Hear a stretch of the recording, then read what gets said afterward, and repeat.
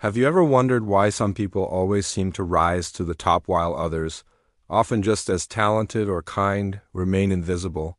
Let me tell you a hard truth. Power is never given, it's taken. Look around.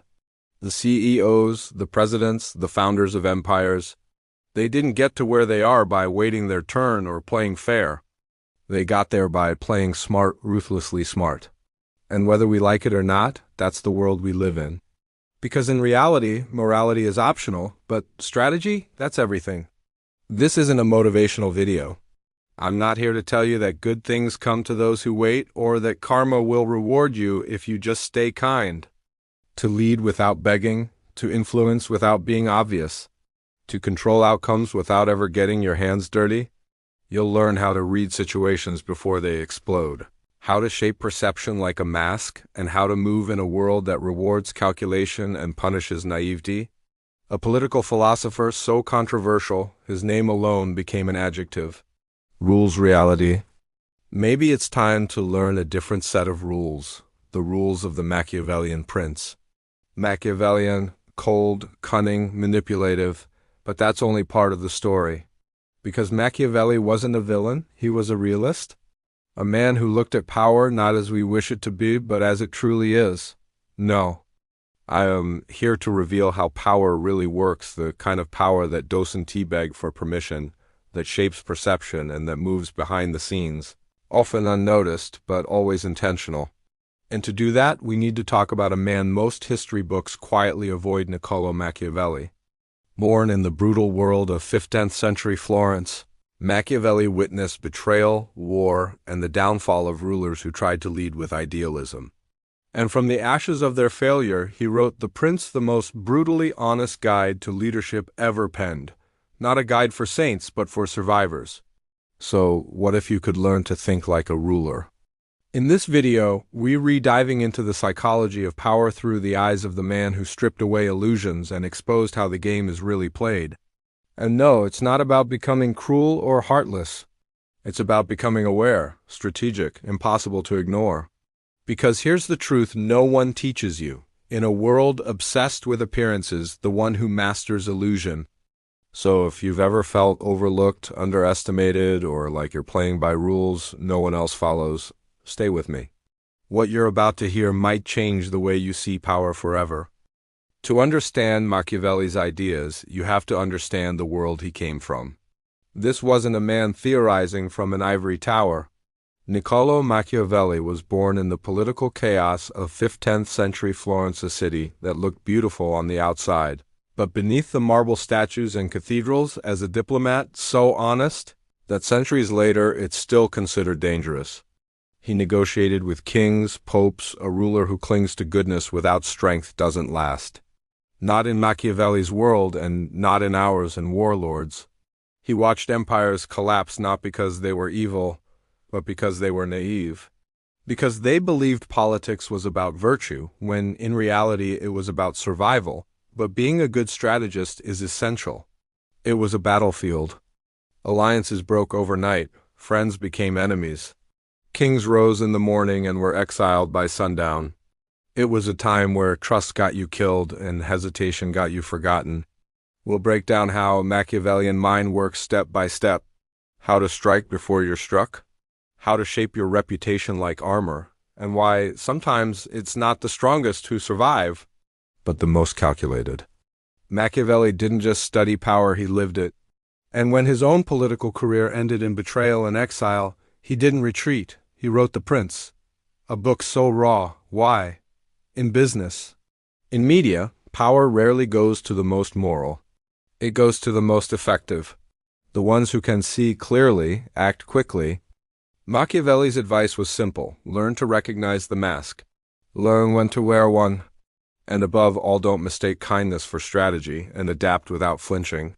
Because it told the truth, morality and power rarely walk hand in hand. He didn't invent manipulation. He didn't create deceit. He simply described it. With brutal clarity, you might ask, was he wrong? Look around. In politics. That's what Machiavelli wanted to teach, not how to be cruel, but how to see reality without illusions. To understand that being a good person is admirable, Because the game of power doesn't reward purity, it rewards precision. And in a world where everyone's wearing a mask, in the next part, so keep watching. Because now that you've seen behind the curtain, there's no going back. There's a saying Machiavelli would have loved: never waste a good crisis. Because in his world, crisis isn't chaos, it's opportunity. When the ground shakes, when people panic, when leaders hesitate, that's the exact moment a real leader rises. Not by accident, by design. See, most people wait. They wait for permission, for approval, for things to calm down. But Machiavelli knew that the world doesn't wait, and neither should you. Because the truth is, power doesn't knock on your door, knowing when to move, how to move. And more importantly, when others won't. It shows up disguised as a moment of uncertainty, and it only answers to those bold enough to grab it. Fortune, he wrote, favors the bold. But boldness, in the Machiavellian sense, doesn't mean recklessness. It means strategic aggression.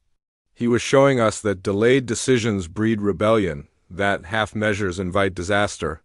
If you must strike, strike clean, strike fast, strike with purpose. Take the brutal story of Agathocles of Syracuse. Born the son of a poor potter, no title, no privilege. But he joined the army, rose through the ranks, gained trust. Because in the game of influence, what people see often matters more than what's true. It was calculated dominance.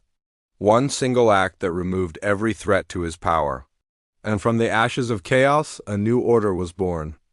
And then, one night, called a meeting with the city's elite and slaughtered them all. Was it ruthless? Absolutely. But to Machiavelli, it wasn't senseless violence. This is the kind of lesson that sounds extreme, but Machiavelli wasn't endorsing cruelty. It's about understanding that in moments of crisis, hesitation equals death. That real leadership doesn't wait to be asked. It steps forward and reshapes the moment. Because here's the real difference between a tyrant and a prince. A tyrant acts for ego, a prince acts for the state. That's why Machiavellian leadership isn't about creating fear for its own sake. Ask yourself, when everything falls apart, will you freeze? Or will you rise? Because power doesn't come to those who are ready, it comes to those who act while others pause. And in the next part, we'll explore something even more subtle, but just as deadly, the power of perception. Stay sharp. We're only just beginning. Let me ask you something. When was the last time someone judged you for who you really are, and not just how you appeared? Truth is, most people don't see reality, they see a version of it. And the smart ones, the Machiavellian ones, they use that to their advantage. Machiavelli famously said, "It is not necessary for a prince to have all the good qualities, but it is necessary to appear to have them." In other words, your reputation is more powerful than your reality. People don't follow the truth. They follow the surface, the story, the image, the symbol. Because in politics, in business, even in personal relationships, perception is everything. So if you want to hold power, don't just master policy, master perception. Be seen as just, even if you're acting with cold precision. Why? Because influence doesn't belong to the most virtuous, it belongs to the most believable. Be seen as honest, even if you're strategic. Be seen as generous, even if you're calculating. And yes, that might sound like deception. And in some ways it is. But here's the deeper question. Would you rather be a good person with no influence, or a good actor with the power to change the world? Because let's be honest, history doesn't remember the most moral. It remembers the most memorable, the ones who knew how to play both sides of the mask. So instead, craft an identity that disarms your critics, that calms the public, that protects your moves while your real strategy operates behind the curtain. Leaders don't just lead, they perform, something people trust, respect, or fear depending on what serves the moment. Machiavelli never said, "Be fake." He said, "Be disciplined." He understood that authenticity is often a trap used against the powerful. Think about today's world. Social media, press conferences, branding, every word, every image, every silence is calculated. Because appearance is armor, reputation is camouflage. And in a world of noise, illusion isn't a weakness, it's a weapon. So what does that mean for you? It means if you want to lead, you need to become a symbol. Not a slogan, not a gimmick, but a presence. Remember this, fear may keep you safe, Love may earn you loyalty, but the illusion of both? That buys you time. Time to act, time to strike, time to build something that lasts. In the next chapter, we'll explore what separates fear from hatred because one protects power and the other destroys it. And Machiavelli knew the difference. It is better to be feared than loved. If you cannot be both. It's one of Machiavelli's most quoted lines and one of the most misunderstood. People stop reading there thinking he was just another cold-hearted tactician. But what he actually taught was far more nuanced. He never said, "Be hated." He said, "Not a philosophy, it's not about cruelty for cruelty's sake. It's about creating boundaries, order, and deterrence. It lingers, it festers, it waits. No empire falls faster than one surrounded by enemies who feel humiliated, not just defeated." Fear reminds people that your authority is not to be challenged lightly. Be respected even if that respect is laced with fear. The point is to protect the state, or in modern terms, your mission, your vision, your structure. Here's the truth. Fear is a tool, but, and this is crucial, fear must never become humiliation. Because the moment you degrade someone's dignity, you don't just create discomfort, you create hatred. And hatred is dangerous. Machiavelli understood this better than most. A respected enemy is safer than a broken one. Why? Because a humiliated enemy never sleeps. Because once you rise, the clock starts ticking. So how do you walk that line? I am capable. And I'm not to be trifled with. The Machiavellian prince doesn't rule with a whip.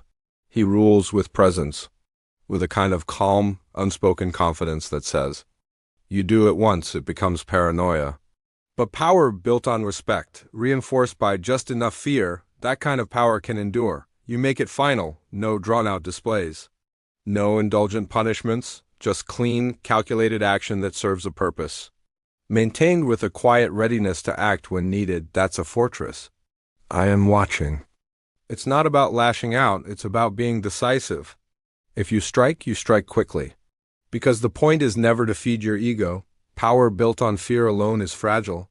Ask yourself, do people around you respect your boundaries? Or do they quietly resent you?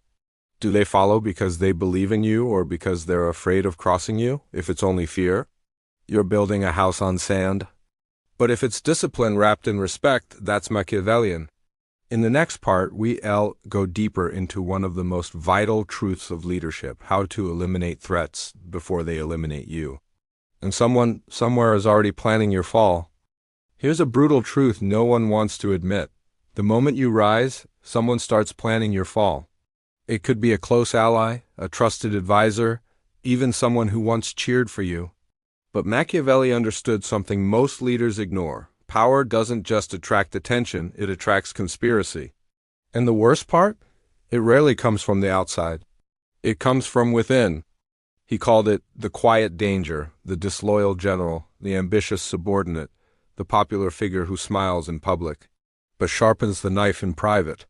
So what does a Machiavellian leader do? Step 1. Identify the threat. Don't wait for proof.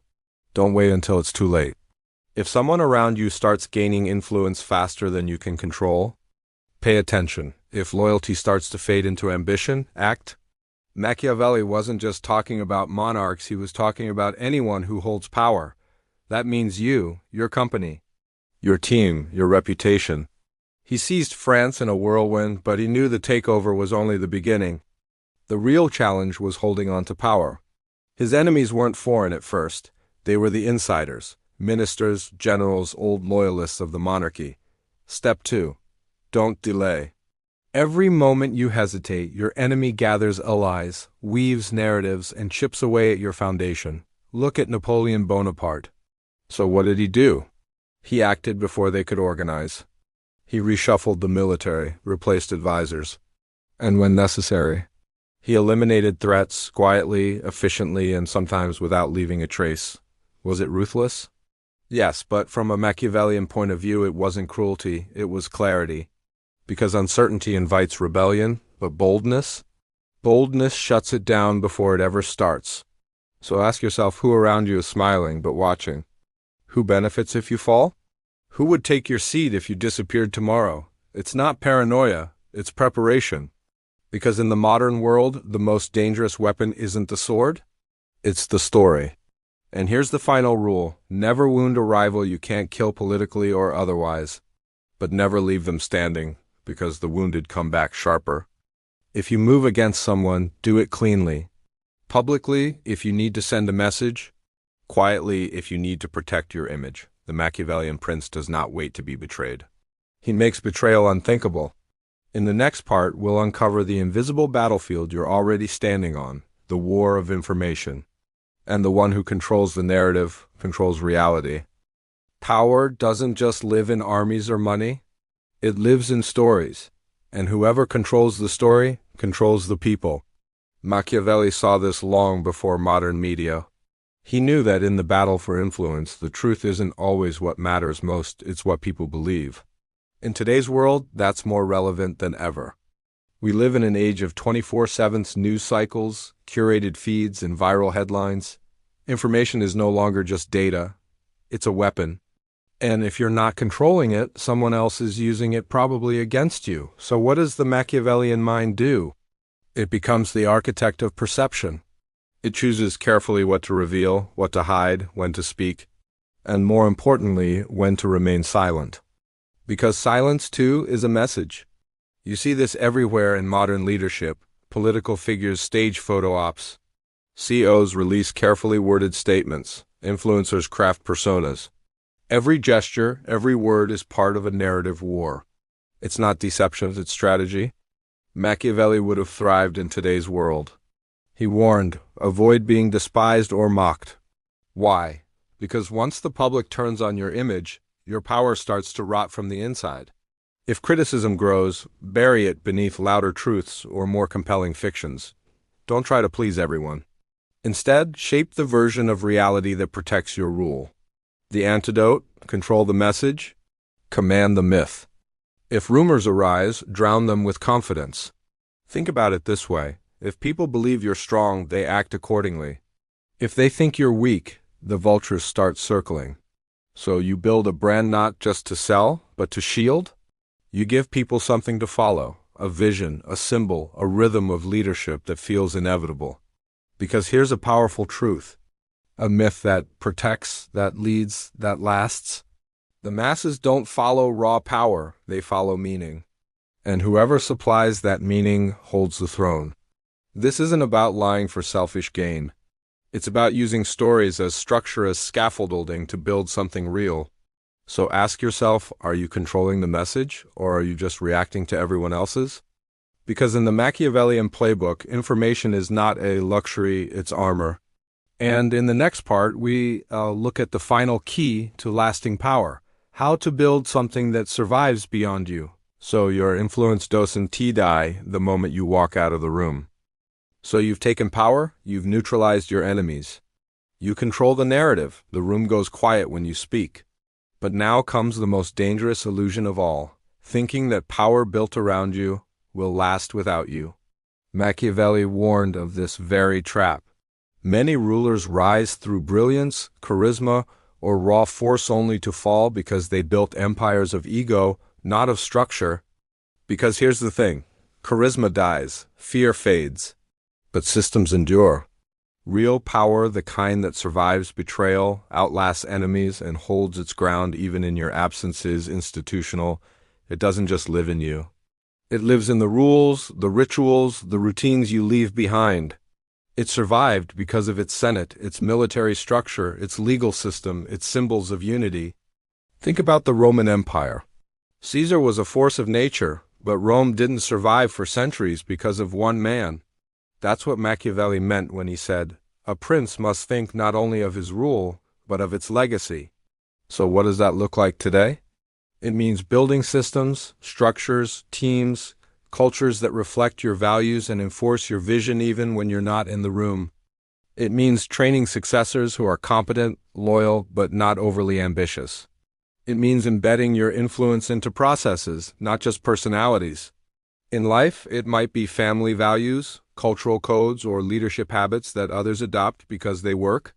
In business, that might be clear decision frameworks. In politics, it might be public institutions. Because here's the truth. The most powerful people think beyond their lifetime. They don't ask, how do I win today? They ask, how can I win even after I'm gone? Machiavelli knew that lasting power isn't loud.